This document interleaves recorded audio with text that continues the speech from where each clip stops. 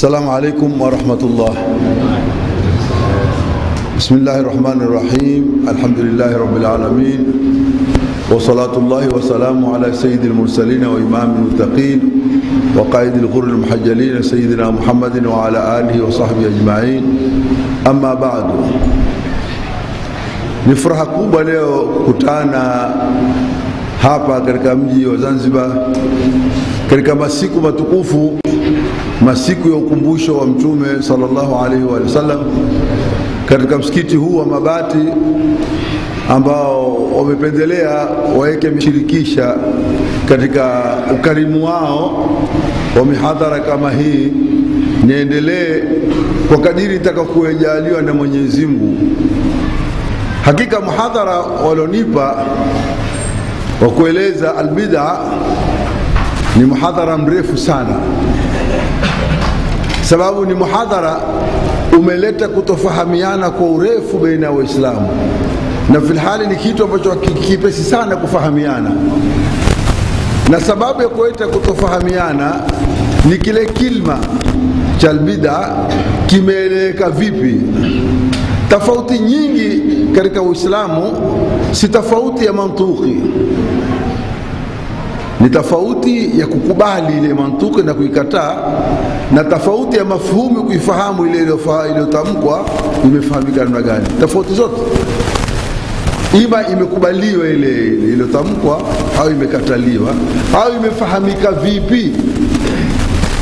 Wewe peleleza tofauti nyingi tuzoona ni hapo, na ndio kukangia mgogoro mkubwa kwa Uislamu katika mengi, sababu kula mtu atakafahamu vile alivyofahamu, na ni shida sana kufahamu ulivyofahamu wewe kuliko kufahamu namna inayotakikana kufahamu. Na kitu kinasaidia kufahamu kitu kwanza ni kujua istilahi ya kile kitu. Kuna istilahi ya lugha ya Kiarabu, kitu ambacho kama hakikuelezwa kabisa wakati wa Mtume sallallahu alaihi wa sallam, tarejea lugha ya Kiarabu kimeeleza vipi. Sababu katika lugha yaelekana na watu wote ni kukieka kitu sampuli mpya ambacho kwamba hakikupatikana mfano wake kabla, ala ghairi mithali sabiq. Hii ndio mfumo katika lugha. Chochote ambacho kama umekiweka bila kukiigiza kingine kinaitwa ni bid'a. Umejenga nyumba sampuli nyingine wewe, mathalan umeweka milango kwa juu ya kuingilia, au umefukua timo chini kisha mlango umelala kwa chini hupandishwa kwa lifti, itakuwa ni bid'a, maana hakujajengwa nyumba sampuli hiyo.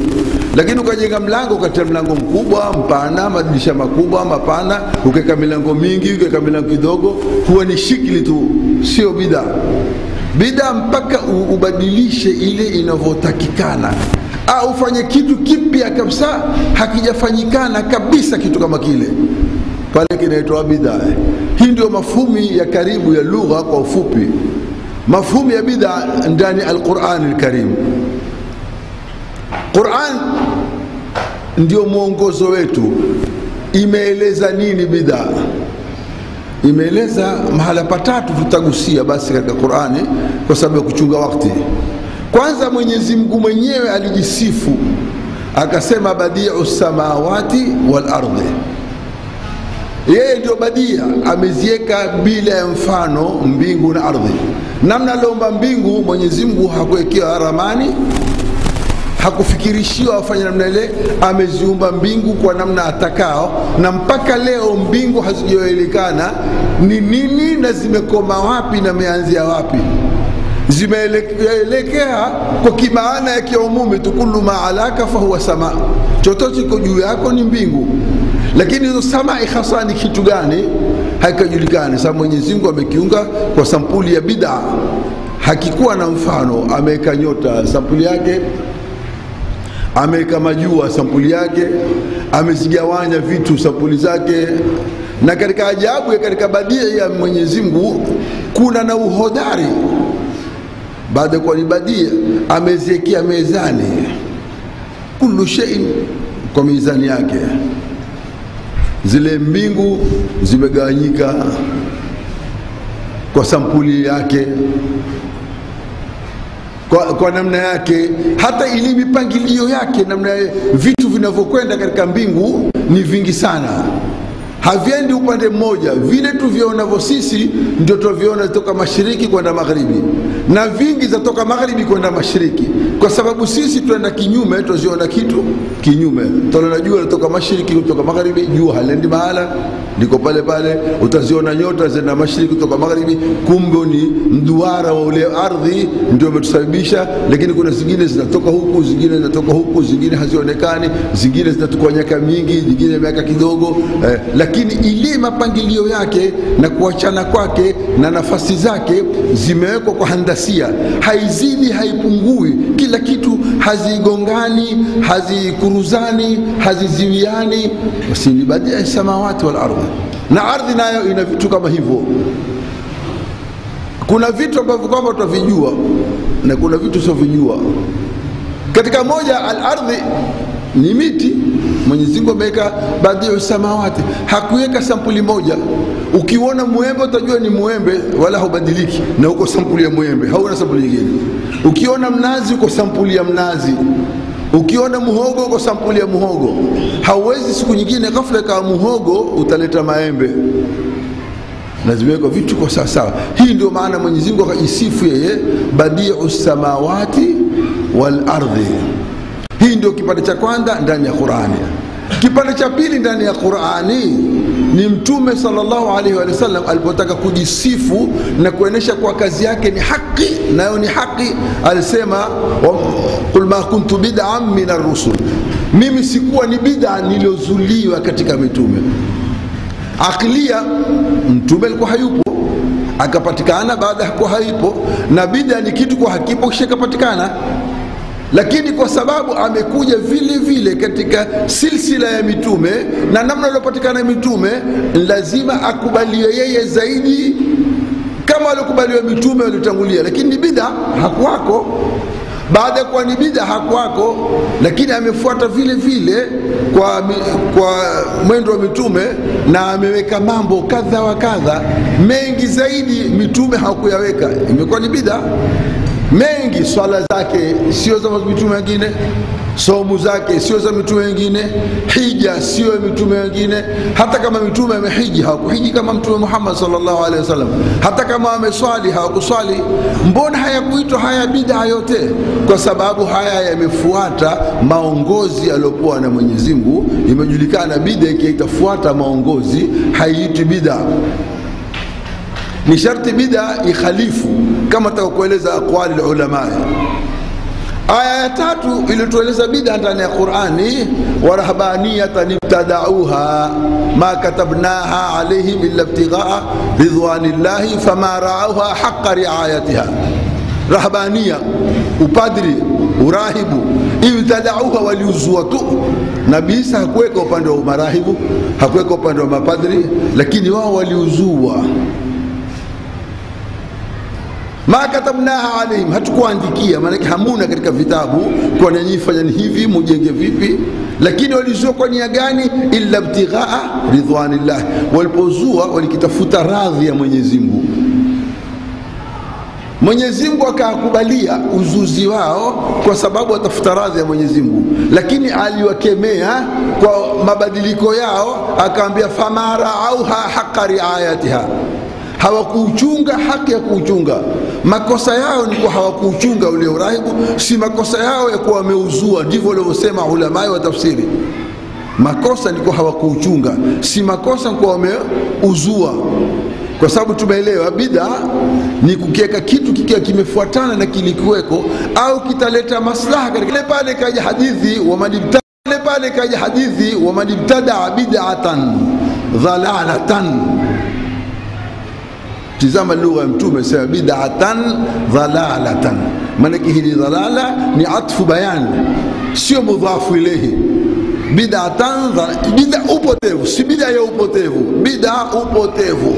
kisha akaweka sharti kama ilivyokuja katika kitabu kidogo, sina haja kutaja vitabu vikubwa, Tarhib wa Targhib lilhafidh al-Mundhiri, akana la yardaha Allahu wa rasuluhu. Mbona hatari yake hiyo, la yardaha Allahu wa rasuluhu. Kula kaidi ikiweko, manake uifuate ile kaidi. Kama kitu hakina kaidi huwa kimebanwa zaidi. Kitu mutlaqi kimebanwa zaidi au kimepanuliwa zaidi. Kitu muqayyadi huwa kina nafasi.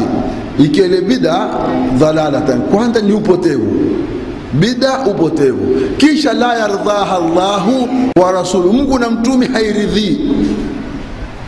Bila shaka umeelewa, kuna bid'a unaweza kuziweka na zikashika sharia na zikakurubiana na pale ulikuwa Mungu na mtume karidhia. Ndio pale kama ni ibtada bid'atan sayyi'atan, ile bid'a ikambia ni sayyi'atan, bid'atan dhalalatan. Utaona sifa mbili zimewekwa hapa. Tumejua kuzua sio matatizo, matatizo ni dhalala na sayyi'a. Sasa na dhalala na sayyi'a itakuwa vipi?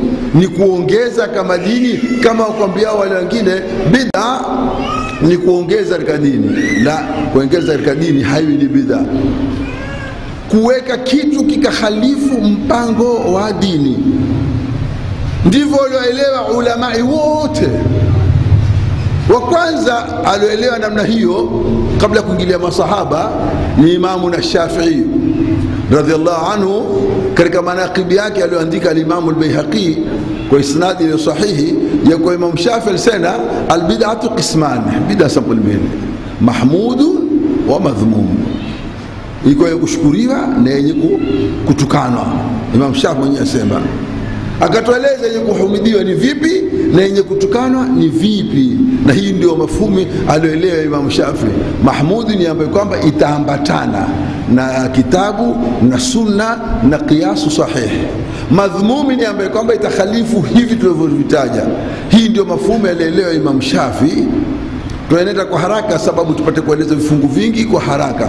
Mtu akitaka baada yake aweza kupitia akajua amelena vipi ya Imam Shafi'i na mwingineo. Bid'a kama hii ndio walioeleza ulama wengi sana. Mmoja wao ni Ibn Taymiyyah katika fatawa zake, Majmu' al-Fatawa na katika Fatawa al-Kubra, akanena wal bid'atu ma ulima mukhalafatuha lilkitabi was sunna. Bid'a iliyojulikana kwa imekhalifu kitabu na sunna, si imeongezwa juu ya kitabu na sunna, imekhalifu ma ulima mukhalafatuha kabid'atul khawariji wal murjiyati wal rafidha, kama tu khawariji na wale murjia na rawafidhi, wale watu waleka madhhabi ambayo kwa madhhabi yale yenda kinyume na namna yaliokuwa. Hivyo ndivyo alieleza Ibn Taymiyyah, na akaeleza mahala pengi namna hivyo.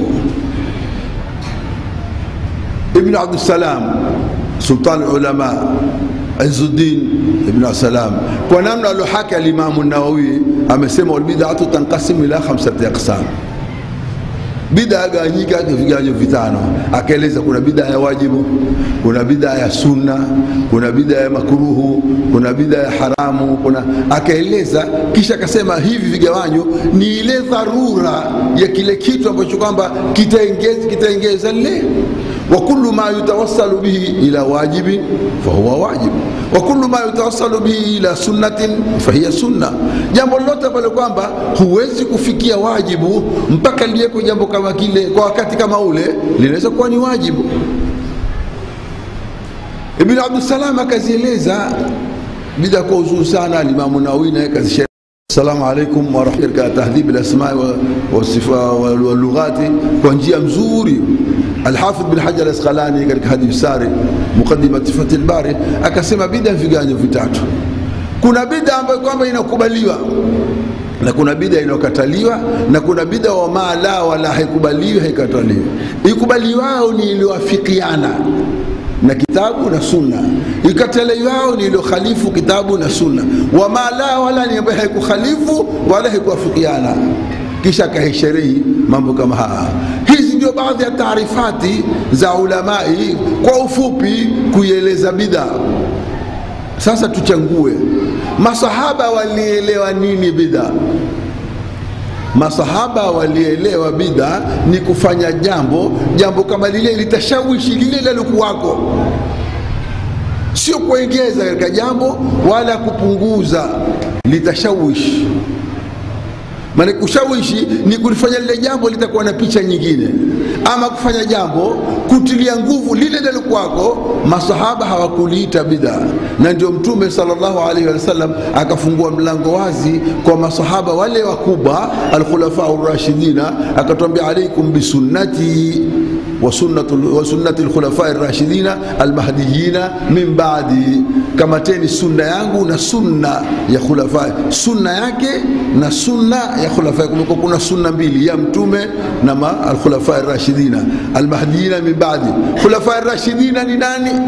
Wa kwanza ni wale tuwajuao, wale wa al-khilafatu ba'di 30 sana, wale ndio wa kwanza wajulikanao kwa khulafa ar-rashiduna. Lakini si wale yatarajio aweza kutokea na mwingine akawa na msimamo kama wale, anaweza kuitwa al-khalifatu ar-rashidi, na wamepatikana kama 5, 6 mpaka 7 katika tarikhi ya Kiislamu mahala mbalimbali walikuwa na mwendo kama ule, watu wakiapa majina kama yale. Mmoja ni Sayyidina Umar bin Abdul Aziz, alijaribu kupewa jina kama lile na maimamu wakubwa kina Sufyan Thauri na mfano wao, wakaambia Sayyidina Umar bin Abdul Aziz al-Khalifatu ar-Rashid al-Khamis wa 5, kwa sababu yeye aliurakibisha Uislamu. Sayyidina Umar bin Abdul Aziz alifanya mengi katika Uislamu, alibadilisha mipango, aliweka fikra ya kukusanya hadithi, na kama tutaka kuieleza mengine aliyofanya Sayyidina Umar bin Abdul Aziz. Al-Khulafa ar-Rashiduna waliweka mambo mengi ambayo Mtume sallallahu alaihi wasallam hakuyaweka. Tusiende kueleza mengi kwa muda wa miaka 30, tutaeleza machache kwa muda wa siku 3 tu za kufa Mtume. Mtume sallallahu alaihi wasallam tangu kufa mpaka kuzikwa, masahaba walifuata vile vile, au walikuwa wana mipango yao ya kuona ni sawa kwa Mtume yawe mambo kama yale. Ukiuliza tarikhi itakuwa masahaba waliona mambo mengi. Kwanza ni kumswalia Mtume sallallahu alaihi wasallam. Masahaba walifikiria kama Sayyidina Ali bin Abi Talib akasema mbele ya masahaba wote, inna nabiyakum imamukum hayyan wa mayita fala yaumanna ahadun inda, huyu mtume wenu ni imamu wenu akiwa hai na akiwa amekufa, asiende mtu akawa ndio imamu atawasilisha watu wote mbele ya Mtume hayyan wala mayita. Ikawa lazima kuingie vikundi kumswalia. Sidhani kwa Mtume alisema niswalie kwa vikundi, wala alikuwa na kushiria kwa mimi nikifa sitaki kuswalia na watu wote. Wakaanza kuingia. Basi baada ya vikundi haikutosha, Sayyidina Umar bin Khattab wakaenda waingie kwa daraja zao. Mtume pia hakusema waingie kwa daraja zao. Wakaanza kuingia Bani Hashim, wakaanza kuingia Muhajiruna, wakaanza kuingia Ansari, wakaanza kuingia wale masahaba kabla al-Fathi, wakaanza kuingia masahaba baada al-Fathi. Hebu niambia, Mtume alisema lini nikifa niswalie hivyo? Yeye mwenye hata kushiria. Wakaingia wanawake baada yake wakamswalia. Yeye mwenye kufukua lahmi.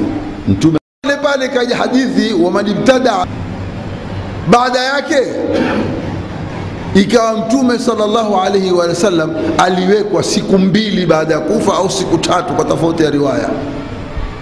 Na Mtume sallallahu alaihi wasallam atuambia maiti akifa zikwe haraka, yeye mwenyewe akawekwa siku 2 siku 3, kwa sababu ilionekana ni katika ile mpangilio wa Mtume aweke siku 2 siku 3, akawekwa siku 2 siku 3. Kisha baada yake kafikiria Mtume afukuliwe nini, lahdi au shiq, afukulie ule mwana wa ndani wa kuambata au ufuko wa chini. Maana maiti kule huzikwa sampuli 2, huzikwa kaambatishwa ikaambata kabisa kisha kazibwa, au fukuliwa shiki, kupasuliwa katikati ya kabri kisha katiwa ndani akafunikwa ubao. Mtume azikwe vipi? Hiyo siku 2 3 tu mambo kukagombana, akaambiwa sasa tuacheni, atakaye kutokea katika wafukuaji itakuwa ndio nzuri zaidi.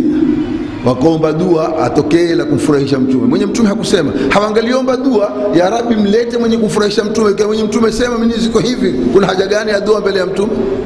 Akatokea mwenye kufukua lahdi, mtume akatiwa mwenye kufukua lahdi, mtume akatiwa kwenye lahdi ule wa ubavuni, akafukuliwa ubavuni akazikwa. Ika inafaa yote mawili, ukimzika mtu kwa ubavuni inafaa, unaweza kumzika mtu kwa chini ukamfinika. Hata kwetu tutaweza kuendelea yote mawili. Utaona baada hapo hajazikwa mtume, Sayyidina Abubakar na Sayyidina Umar akasikia kuna Ansari Khazraj na Aus wamekusanyikana katika Saqifa Bani Saida, wafikiria khilafa itakwenda wapi. Walikuja watu kwa Sayyidina Abubakar na Sayyidina Umar, wakamwambia Sayyidina Ali. Sayyidina Ali akasema mimi nitashughulika kumjahizi mtume, siwezi kumwacha mtume nyumbani amefinikwa musajja, mimi nikaenda kushughulika na khilafa. Sayyidina Abubakar akasema twendeni, isije khilafa ikenda vibaya, waislamu wakadhurika wote kwa sababu ya kudharau.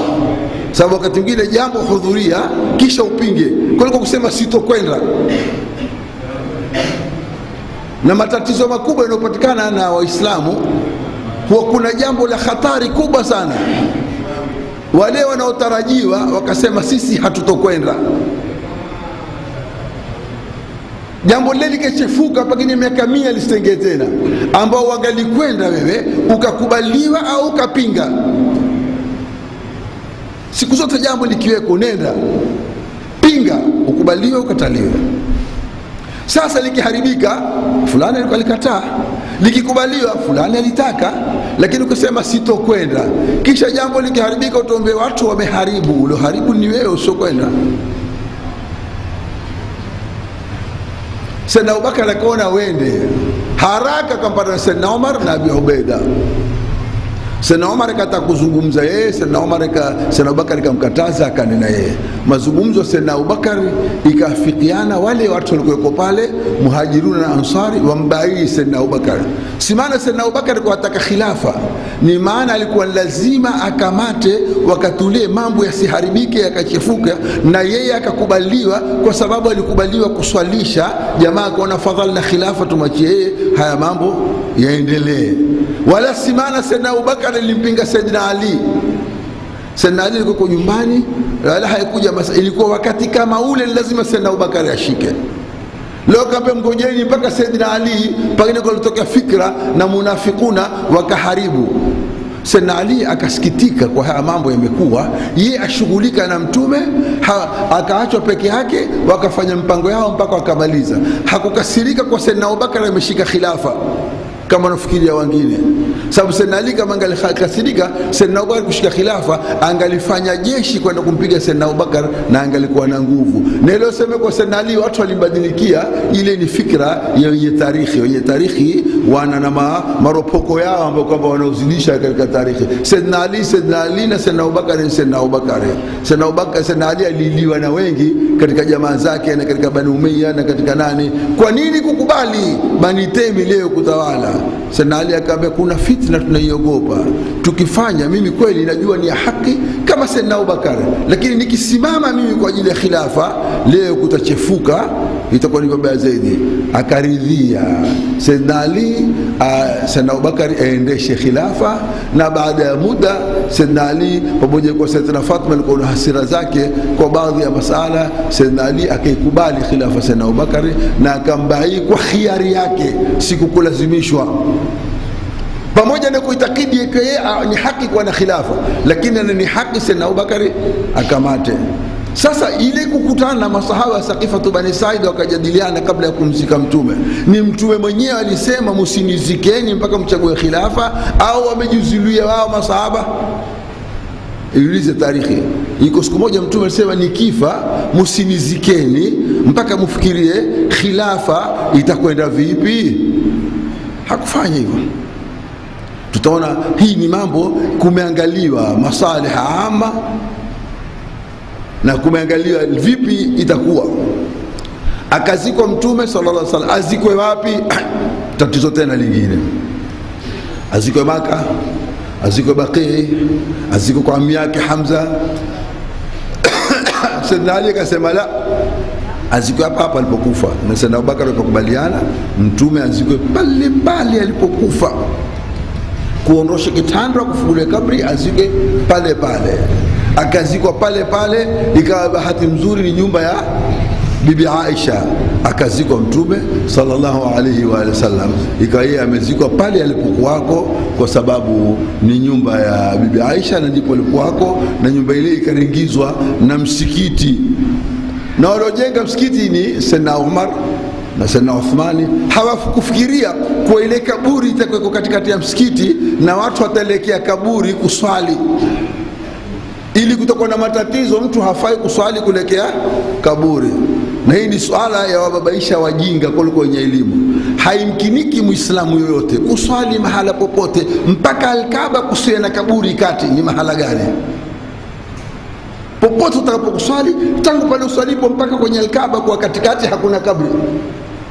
Iliyokatazwa ni kuikusudia kaburi ukaitia katika ibada. Alladhina takhadhu qubur anbiyaihim masajid, zile kaburi wakafanya ni masajid. Masajid hii ni si jamii ya masjidi, ni jamii ya masjadi.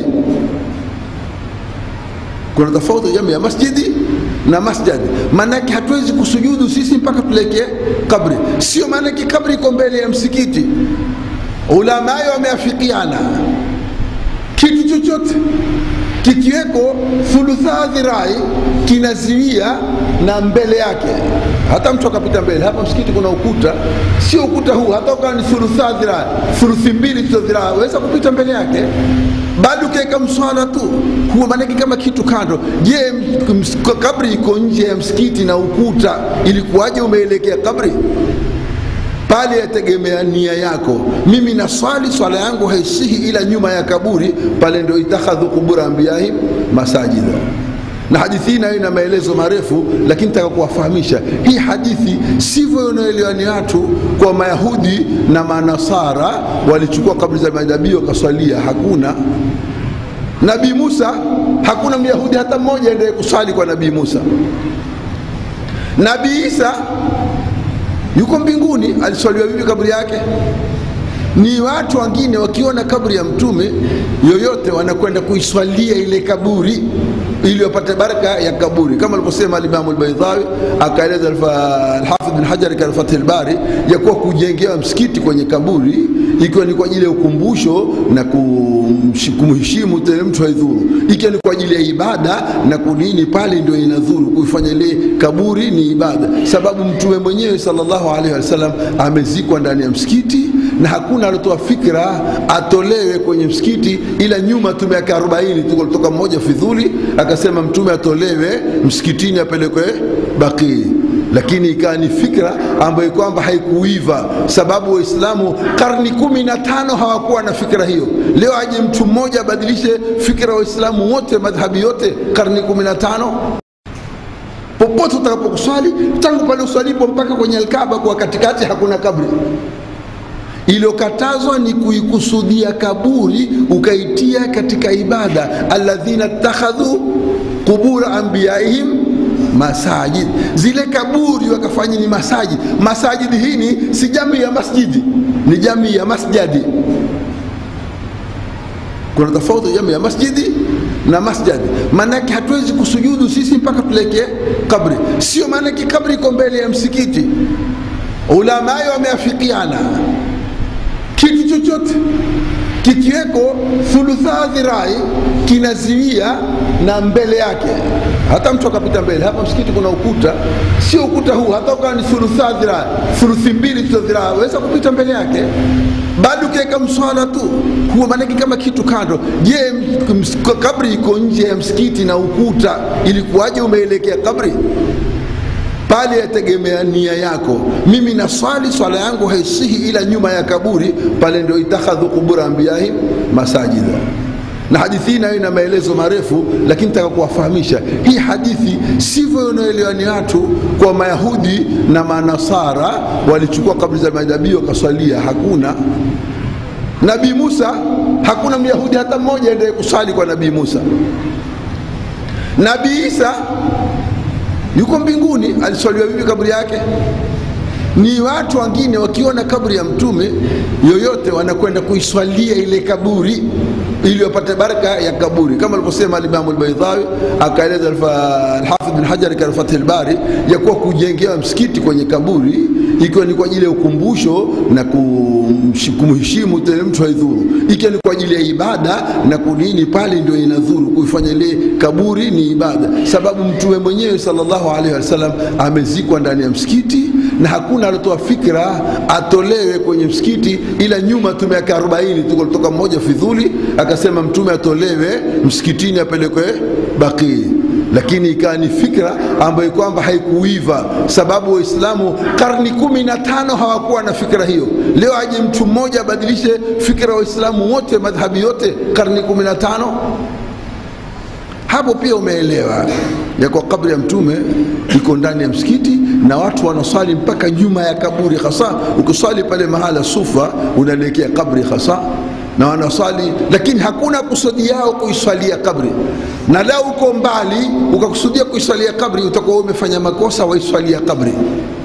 Lakini waswali kwa ajili ya kutabaruku tu, hapa aliswali fulani, hapa ni karibu yake, hapa na swali. Hivyo likifanya al-Imam Shafi alikenda kabrini kwa Abi Hanifa na akiswali na akiomba dua baada ya sala. Alikenda kabrini hasa kwa Abi Hanifa na akiswali na akiomba dua, na akiambia kuswalisha alfajiri alikuwa haleti kunuti, akisema kunuti kwangu ni sunna kubwa sana na nimekubali kwa njia zote. Lakini Abi Hanifa kana la yara dhaka, haoni masala ya kunuti. Leo nikileta kunuti itakuwa kama nashindana naye, kwa sababu hiyo nimeacha kunuti kwa kumheshimu Abi Hanifa.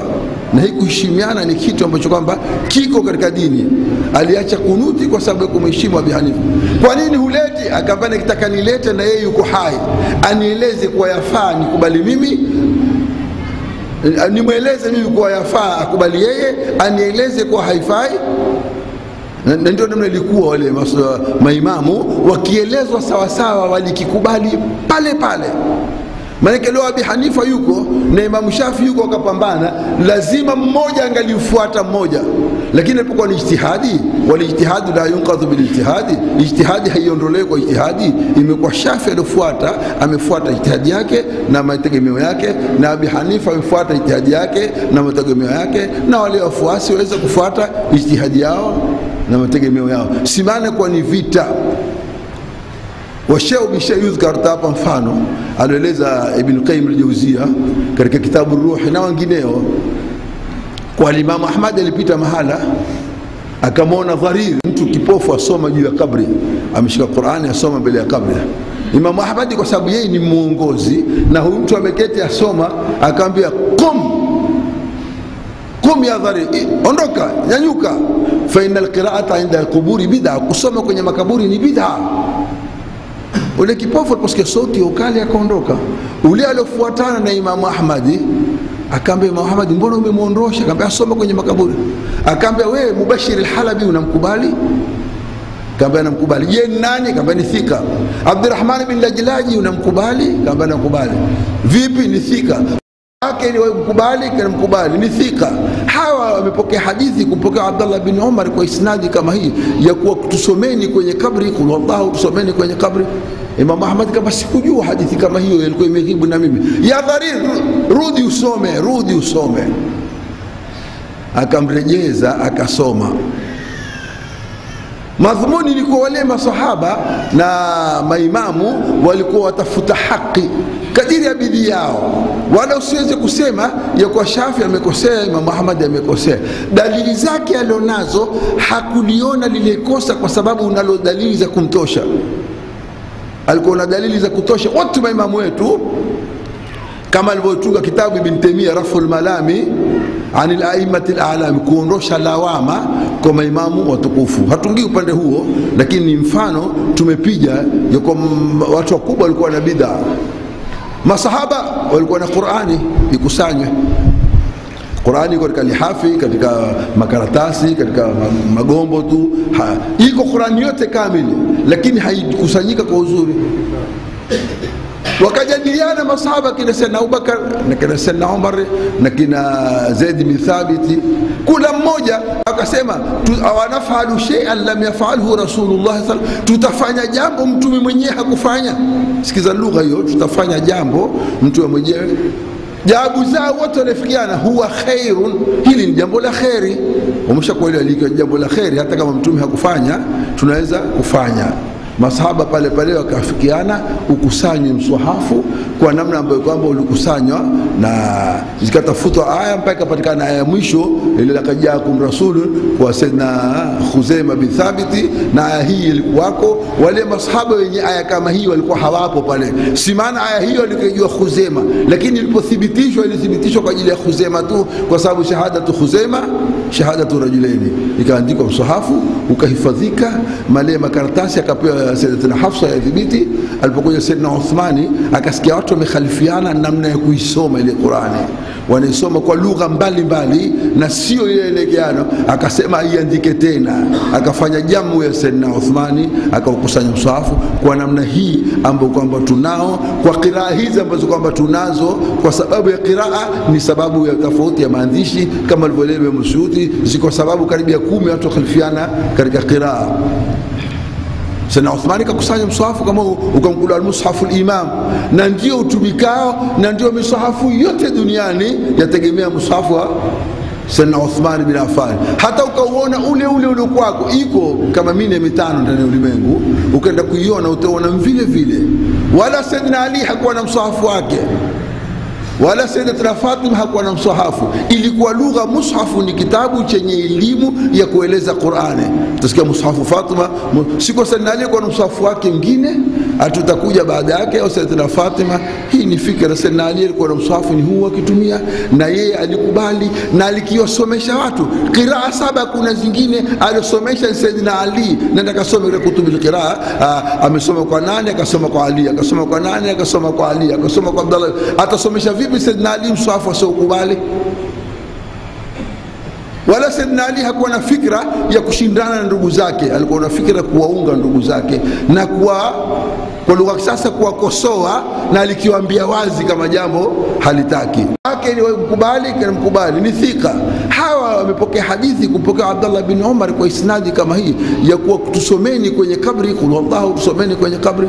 Imam Ahmad kama sikujua hadithi kama hiyo, ilikuwa imeghibu na mimi. Ya Dharir, rudi usome. Akamrejeza akasoma.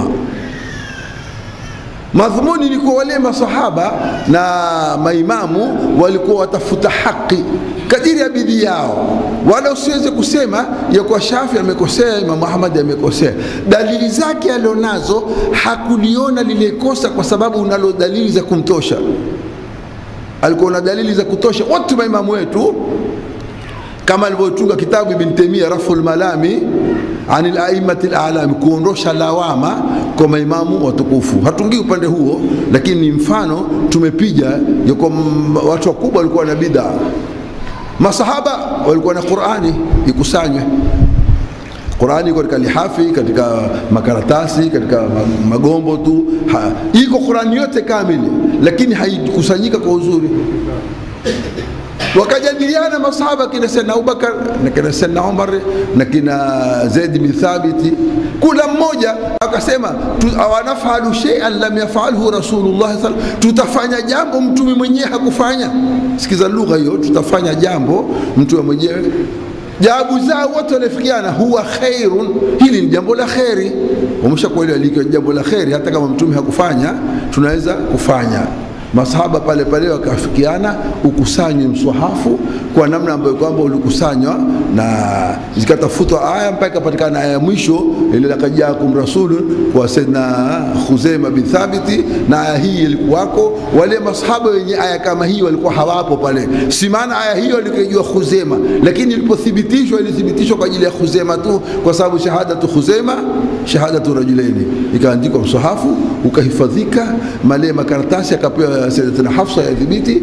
Alipokuja Sayyidina Uthmani akasikia watu wamekhalifiana namna ya kuisoma ile Qur'ani, wanaisoma kwa lugha mbalimbali na sio ile elekeano, akasema iandike tena, akafanya jamu ya Sayyidina Uthmani, akaukusanya msahafu kwa namna hii ambayo kwamba tunao, kwa qiraa hizi ambazo kwamba tunazo, kwa sababu ya qiraa ni sababu ya tofauti ya maandishi, kama alivyoeleza Msuyuti, ziko sababu karibia 10 watu khalifiana katika qiraa. Sayyidina Uthmani kakusanya msahafu kama ukamkula al-Mushafu al-Imam, na ndio utumikao na ndio misahafu yote duniani yategemea msahafu wa Sayyidina Uthman bin Affan. Hata ukauona ule kwako iko kama 4-5 ndani ya ulimwengu, ukaenda kuiona utaona vile vile. Wala Sayyidina Ali hakuwa na msahafu wake, wala Sayyidatina Fatima hakuwa na msahafu. Ilikuwa lugha, mushafu ni kitabu chenye elimu ya kueleza Qur'ani. Tusikia mushafu Fatima, siko Sayyidina Ali kwa msahafu wake mwingine, atutakuja baada yake, au Sayyidatina Fatima. Hii ni fikra. Sayyidina Ali alikuwa na msahafu ni huu akitumia, na yeye alikubali na alikiwasomesha watu qiraa 7. Kuna zingine alisomesha Sayyidina Ali, nenda kasome ile kutubu al-qiraa, amesoma kwa nani, akasoma kwa Ali, akasoma kwa nani, akasoma kwa Ali, akasoma kwa Abdullah. Atasomesha vipi Sayyidina Ali msahafu asiokubali? Wala Sayyidina Ali hakuwa na fikra ya kushindana na ndugu zake, alikuwa na fikra kuwaunga ndugu zake na kwa lugha sasa kuwakosoa, na alikiwaambia wazi kama jambo halitaki. Ika Qur'ani imewekwa. Sayyidina Umar akapita Ramadhani kaona watu wanaswali tarawih, vikundi fujo msikitini, akasema leo nikawakusanya wakaswali tarawih sampuli moja, itakuwa si uzuri. Akakusanya, ndio ikawa salatu tarawih Ramadhani. Kwa mpango huu uliowekwa ikawa ni mpango wa Sayyidina Uthmani Sayyidina Umar bin Khattab, ikawa tarawih. Kuweka si huja ni kwa masahaba wapo, hakuna hata mmoja alionungunika kwa nini kuwekwa mpango huu, bali waliombewa dua. Na Sayyidina Ali alipopita kuona tarawih akana nawara Allahu dhariha Umar kama nawara masajidana fi Ramadhan, Mungu aitie nuru kabla Sayyidina Umar kama aliotia nuru misikiti yetu katika Ramadhan. Ikawekwa tarawih. Na hapa nitakundua kidogo, tarawih sio qiyamul layl. Ile hadithi ya Aisha ilikuwa ndani ya sahihaini ya kwa mtume alikuwa hazidishi sio kwa raka 8, si Ramadhani si mwezi mwingine, ni qiyamul layl, kwa sababu imetiwa si mwezi mwingine. Ramadhani haina haja kutia si mwezi mwingine, ingelitoa Ramadhani tu, ile kutia si mwezi mwingine ni qiyamul layl. Mtume alikuwa hazidishi katika qiyamul layl, si Ramadhani si mwezi mwingine, raka 8, lakini zina sharti 3. Sharti ya kwanza ni kiswali nyumbani tu, msikitini ni swali siku 3 tu. Na wewe kama utakufuata sunna hiyo, swali nyumbani tu, uende siku 3 tu katika umri wako, sio kula Ramadhani.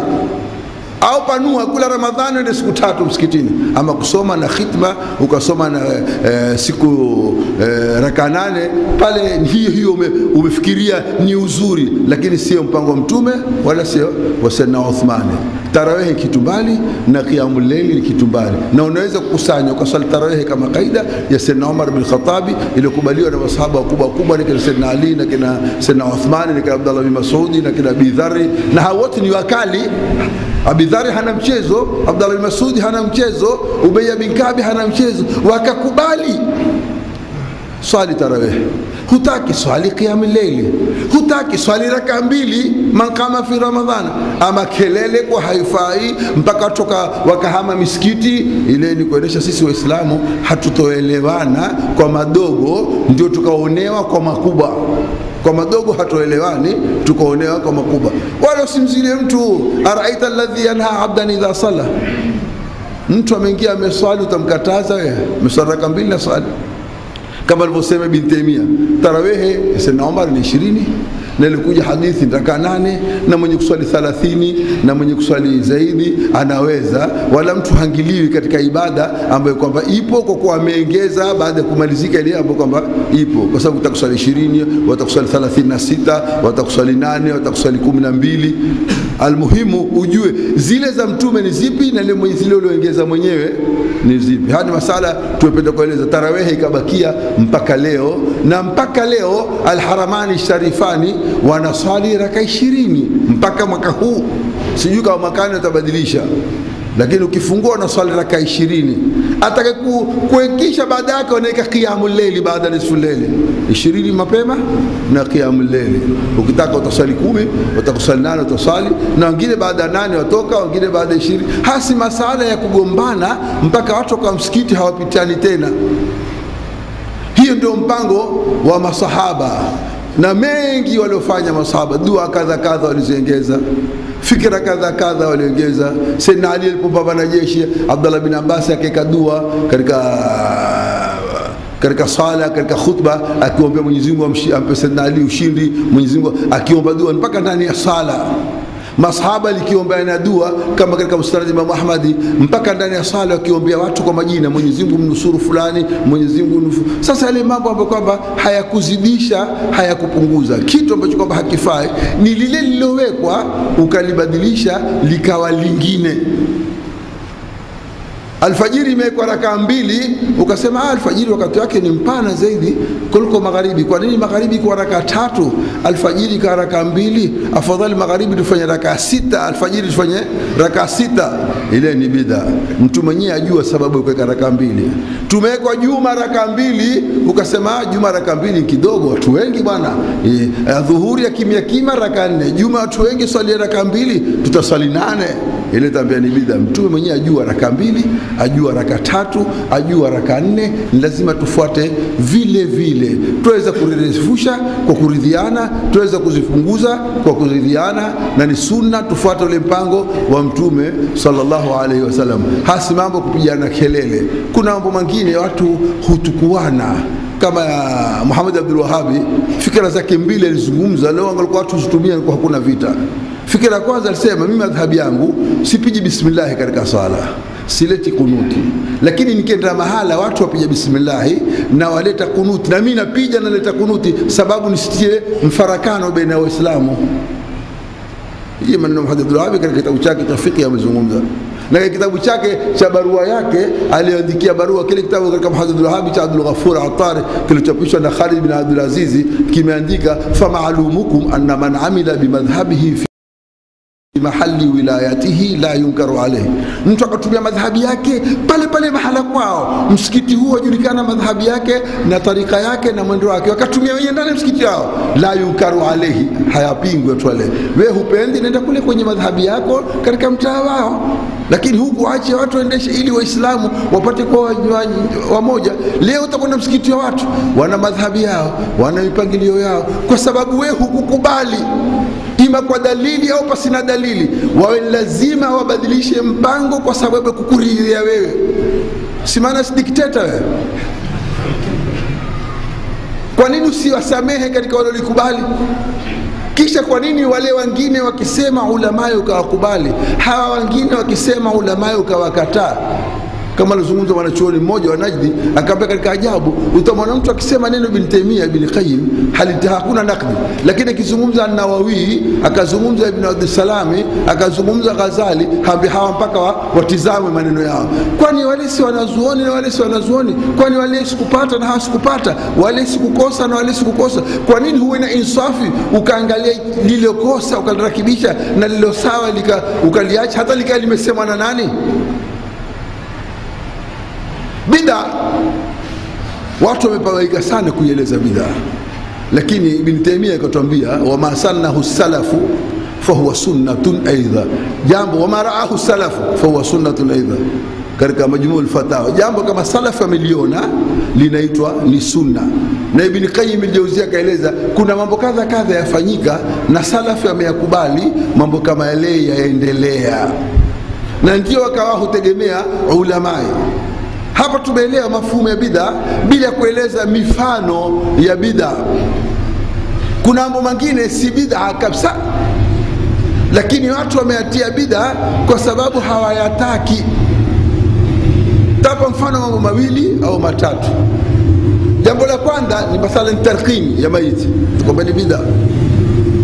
Talqin ya maiti iko imethubutu, na Ibn Qayyim katambia alayhi amalu shami, ahlu shami sabika, watu wa Sham inaendelea, na akatambia na hakuacha Waislamu fi sail al-asar wal amsar waendelea. Kasoma katika kitabu Ruh, Sasa tofauti yake ni ile hadithi ya talqini ni sahihi ni dhaifu, wameitumia wanazuoni hakuitumia. Ibn Taymiyyah akasema kuna wengine wameitumia, kuna wengine wameikataa. Aliyekataa amekataa kwa dalili zake, alitumia ametumia kwa dalili zake. Sasa masala mafupi, watu wamesoma talqini, usiwaondoshe sababu hawakufanya jambo lililokhalifu ulamai, wamefanya jambo wameliona kwa wao lafaa. Wewe usisome tu basi, ukitaka ondoka, ukitaka nyamaza kimya. Iko lazima waondoshe kwa sababu yako wewe. Itakuwa sasa wewe walazimisha watu wafuate wewe badala ya kufuata madhhabi. Na kuna ugonjwa mwingine uliopatikana katika asri yetu, watu hulazimisha wafuate wao kuliko kufuata hadithi na sunna. Kama kwambia kusikia kitabu na sunna ni mimi, nifanyalo mimi lolote ni kitabu na sunna, ambao silifanyi mimi lolote ni kinyume na kitabu na sunna. Hakuna tena kutizama Shafi wala Nawawi wala bin Hajari wala nini ambao kwamba wamesoma na wameweka mambo mbalimbali na wamezungumza kwa insaf, kisha wao wameamua msimamo wao. Na wewe amua msimamo wako. Ama ikiwa ni msimamo wako peke yako, tukutahadharisha. Elimu ya kuwa na msimamo ni mpaka uwapite wale wenye misimamo. Elimu yako ni juu zaidi kuliko wale wenye msimamo. Ama elimu ya kwenda kusomea miaka 5 na 6 kisha unene yakuluna hadha indana ghairu jaizi, wanasema hili kwetu sisi halifai, kwetu sisi halifai. Faman antum, nyinyi kina nani? Hata yakuna lakum indu, mpaka mwena hiyo indu. Indi ni ule mwenye ilmu. Kwetu sisi manake nina vifaa vya kutosha, mahadithi ya kutosha, kiasi za kutosha ili sasa nasema indana ghairu. Lakini wewe ambaye ibara usoma makosa, huna kitabu chochote cha hadithi ulihifadhi kwa moyo, hata Sunan ya Abi Daudi hata 40 Nawawi hujui kwa moyo, useme indana. Ni nani hata wewe na indana jamaa?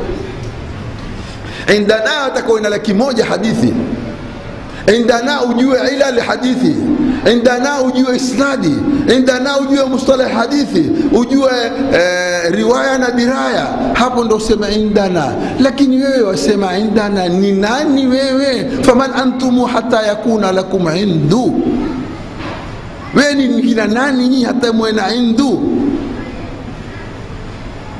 Masikitiko ni wewe mwenye kuambiwa mambo yamefanywa na wengi, kisha kaja mtu kama mambo hayafai.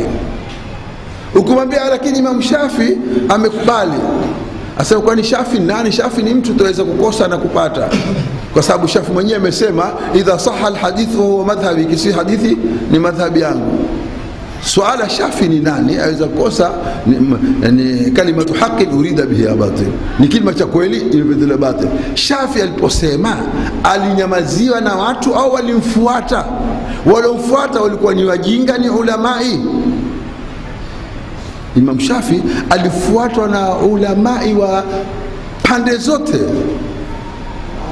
pande zote, majalati zote za ilmu. Wenye lugha juu kabisa alifuata Imam Shafi, wenye fiqh ya juu kabisa alifuata Imam Shafi, wenye hadithi wa juu kabisa walifuata Imam Shafi. Leo wote wakamnyamalia Imam Shafi. Ni maana wewe umewapita wote hao kwa elimu au hao kwa mbele yako katika elimu? Imam Shafi si peke yake akisema neno al-Imam Shafi. Na mimi nazungumza Imam Shafi kwa sababu wengi hapa ni watu Imam Shafi. Si maana simzungumzi Abi Hanifa na mweka chini, la, Imam Shafi, Abi Hanifa, Malik wote. Lakini Imam Shafi akisema neno, baada yake alifuatwa na wakubwa hao, kina al-Muzani, kina al-Buwaiti, kina Zafarani, kina Imam Ahmadi. Imam Ahmad alikimwombea dua Imam Shafi, akasema sijamuona mtu kama Imam Shafi, na leo si Imam Shafi sunna ingelipotea.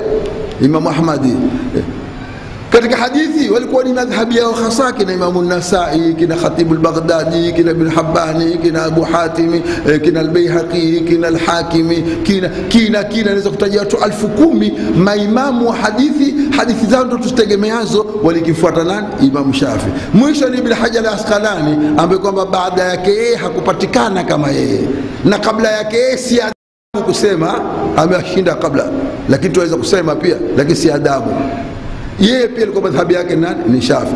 Wala hakuna alokataa madhhabi, hata wakatao wamefuata. Ibn Taymiyyah mwenyewe mpaka leo andikiwa Ibn Taymiyyah al-Hanbali, maana yake nini? kwamba la itibai. Kweli kuna itibai na taklidi, kama alivyosema Imam al-Haramaini, ma qallatu Shafi'i wa inma tabatu, msikumqallidi Imam Shafi'i, lakini nimefuata. Itibai ni kwa dalili, taklidi ni bighairi dalili, na zote mbili zinafaa. Mwanachuoni ataka itibai apata dalili, kama alivyokuwa nao kina Baihaqi, kama alivyokuwa nao kina Imam Nawawi, kama alivyokuwa nao Ibn Hajar al-Asqalani. Kwa Shafi'i lengo la nini? Itibai. Sisi wajinga ni taklidi. Madam amesema Ibn Hajar, amesema Nawawi, tukubali hawa wanaelewa, ile inaitwa nini? Taklidi. Lakini alim katika jambo hafai taklidi. Na mjinga atakuwa na itibai vipi? Atarejea wapi? Kwa sababu masahaba wenyewe walikuwa kuna wengine ni itibai na wengine taklidi. Walikuwa kumuuliza Saidna Umar tukiambia jambo akifanya, wakimuuliza walikuwa hataki dalili. Saidna Ali jambo hili lafaa atafanya. Saidna Umar jambo hili lafaa atafanya. Walikuwa hawataki dalili. Lakini wale wakubwa masahaba nikimjadili, lakini mtume alifanya vipi? Kwa sababu kuna watu wa taklidi na tibai. Taklidun a'ma ndio isofaa, na haya ni masala yafungamana na bid'a, kwa sababu miongoni mwa bid'a kubwa ni kuvunjia heshima ulamai wetu, wakawa hawafai. Wale wasofaa wakubaliwe kwa wao wafaa.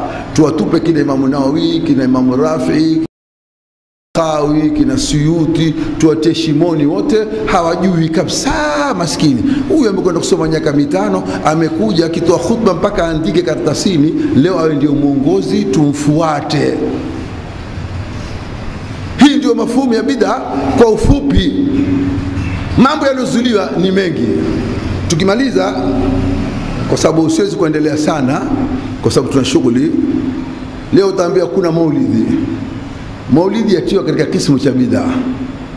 Na sababu kuzungumza maulidi, sababu tuko mwezi wa maulidi.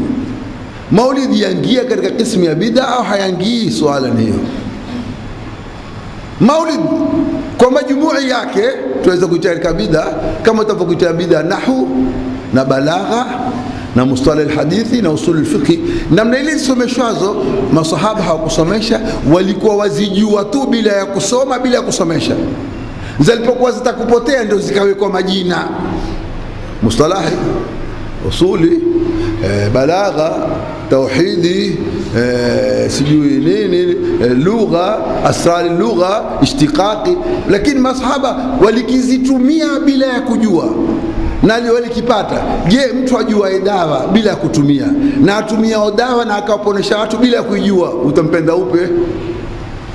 Ule atumiao sawa sawa, nikaa sawa bila kujua, ule ni hodari zaidi kuliko ule ajuae na dawa hatumii hata moja, na yeye aumia kwa magonjwa. Ndio masahaba na walivyokuwa. Aliulizwa Sheikh Muhammad Najib al-Mutii, mwanachuoni mkubwa, mukamili al-Majmu', alikamilisha majmuu ya Imam Nawawi. Akaulizwa, je, maulidi kama ni khairi, mbona masahaba hawakufanya? Jawabu alijibisha, as-sahabatu ya qaum kanu ala maulidin daim. Masahaba walikuwa na maulidi siku zote, wakimchota mtume vitendo vyake, sera zake. Hayo mazazi yake mtume nilipozawa akawa na nuru, na mamangu aliona hivi nikalelewa. Alioeleza nani? Ilikuwaje mtume kueleza mambo ambayo kwamba kisha yatakuwa hayafai? Mimi nilizaliwa kadhaa, mimi mamangu alikuwa hivi, ndoto mamangu.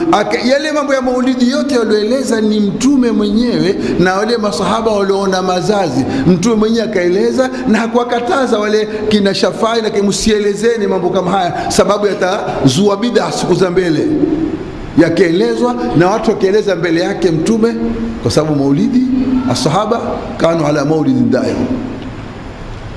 Akaulizwa, mbona hakusoma maulidi kama hii? Kama masahaba walibakia kukusanya, kupokea. Masahaba walipokea, afanya ile mtume likiwa ni swala, likiwa ni maulidi, wakapokea. Tabiina wakaanza kukusanya, wakakusanya zote zilikuwa na masahaba. Tabiina wakaanza kugawanya. Hii ni sira, hii ni maghazi, hii ni tauhidi, hii ni balagha, hii ni fiqhi, hii ni hadithi. Hiyo hadithi pia ukitaka itakuwa ni bid'a. Masahaba walikuwa hawasemi hadathana fulan wala hadathana fulan. Mbona vitabu vyetu vya hadithi vimejaa? Bukhari hadathana fulan ni nyingi kuliko hadithi. Hadathana fulan, hadathana fulan, wa bihi wa atena haya tahwili. Alizipata Bukhari zile? lakini kwa sababu ni elimu ya hadithi akawekea upande wake, elimu ya sira akaweka upande wake, elimu ya tauhidi akaweka upande wake, hazikuitwa bid'a sababu zimenufaishwa. Na maulidi haitwi bid'a sababu yale mazazi yote yamepokewa. Kama kuna hadithi haikupokewa, hadithi ile tuiondoshe, ile hadithi tuiondoshe. Utasema ziko hadithi nyingine kama hadithi ya Jabir. Hadithi ya Jabir imethubutu ya kuwa iliondolewa katika Musannaf Abdul Razak na imepatikana kwa silsila yake, ambapo kitabu kimekwisha kuchapishwa. Hadithi kama 20 zilitolewa, na si ajabu kutolewa hadithi ya Abdul Razak 20, kitabu ambacho kwamba hakitumiki. Sahih al-Bukhari nyingine zimetolewa hadithi karibia 8. Musnad Imam Ahmad mpaka leo mimi nimepata hadithi 26 hamuna katika Musnad Ahmad, zimo katika vitabu vingine kwa isnadi ile sahihi. Kuondolewa hadithi, zamani watu walikuwa hakuna chapa, mtu alikipunguza kiongeza, lakini ile hadithi ya Jabiri imekuja na imethubutu na kimetolewa kitabu hasa kuonesha kwa ile hadithi iko kwa isnadi yake. Sasa tuseme ni dhaifu, hadithi dhaifu hutumika katika fadhail al-a'mali, ikiwa ni sahihi ndio hutumika zaidi. Sasa wewe kufanya kazi utuambie hadithi ili isofaa kwa dalili ambayo kwamba wewe wafaa kutueleza zile dalili. Usiseme kukulakiniwa kama babaga kama kasuku tu, haifai yafaa haifaa. Tutolee hapo. Katika Bihaqi ameeleza hivi, katika Abu Nuaimi ameeleza hivi, Al-Khatib al-Baghdadi ameeleza hivi. Utueleze mpaka tuelewe ilmia. Hadithi moja si kitu kuondolewa, lakini hatuondoshi hadithi iliyowekwa na maimamu karibu ya 40. Ile hadithi ya Jabiri maimamu walioitaja karibu ya 40, na sidhani maimamu hao watafikiana asfaku ya kueleza hadithi soko wako mpaka uje wewe uambie kwa hakuna. Sio hadithi hakuna, ile Jabiri ni haimo. Kuna hakuna na haimo. Katika musannaf haimo, lakini hadithi sio hakuna. Uelewe tofauti ya haimo na hakuna. Basi kisha baadaye na mpango wa maulidi wote ulioendelea, mahafidhi hawa kubwa wametunga vitabu vya maulidi. Hapa naweza kutajia majina ya mahafidhi wengi waliotunga kitabu cha maulidi hasa: Ibn al-Jazari, Ibn al-Jawzi, Ibn al-Daibai, As-Sakhawi, As-Suyuti, Ibn Kathiri, Mulla Ali al-Qari. Hao ni mahafidhi wakubwa wanahifadhi hadithi 100,000, wakakusudia hasa kutunga kitabu cha maulidi, kitu ambacho kwamba hakifai, ni bid'a. Wakatunga kitabu kile tu, daraja yao itakuwa ni vipi? Mtu alikusudia hasa kufanya bid'a na ajua ni bid'a, mtu ule huwa ni vipi katika dini?